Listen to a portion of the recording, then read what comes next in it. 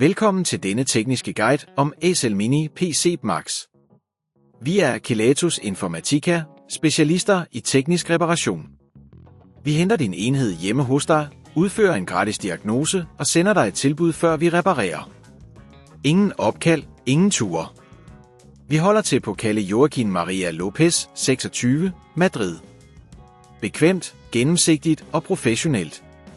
Link i beskronerivelsen. Hvis din SL-mini PC BMAX ikke tænder, kan det skyldes flere ting. Det kan være en defekt strømforsyning, en beskadiget hovedkort eller endda en fejl i det interne system. Hvis ikke det bliver repareret i tide, kan det føre til mere alvorlige skader på enheden, som kan være svære og dyre at udbedre. Til denne reparation skal du bruge et sæt S-kronerugetrækkere, en antistatisk håndledsrem, en pincet samt en ny strømforsyning eller hovedkort, afhængig af hvad der er defekt.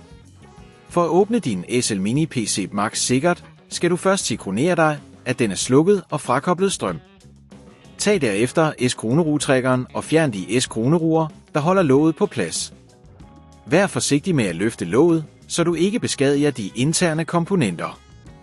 Når du har åbnet enheden, skal du kigge efter strømforsyningen og hovedkortet. Det er ofte strømforsyningen, der fejler, men det kan også være hovedkortet. For at lokalisere fejlen skal du kontrollere, om der er tegn på skader, som brændte komponenter eller løs forbindelse. Når du har identificeret den defekte del, skal du forsigtigt frakoble kablerne, der er tilsluttet den. Brug pincetten til at trække kablerne ud, så du undgår at skade noget andet. Hvis du skal udskifte strømforsyningen, skal du tage den gamle ud og sætte den nye i. Sørg for at S-kroneruge alle S-kroneruer korrekt tilbage og tilslutte kablerne, som de var før. Hvis det på dette tidspunkt føles for kompliceret, så husk at vi hos Kelatos henter din enhed hjemme og sender den repareret tilbage til dig.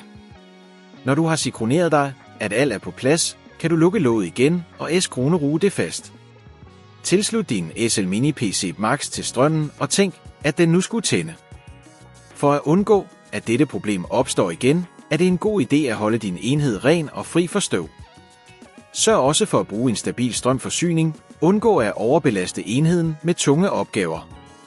Hvis du ikke vil risikere at beskadige din enhed, så henter vi hos Kelatos den op, reparerer den og leverer den hjem til dig overalt i Danmark. Link i beskronerivelsen.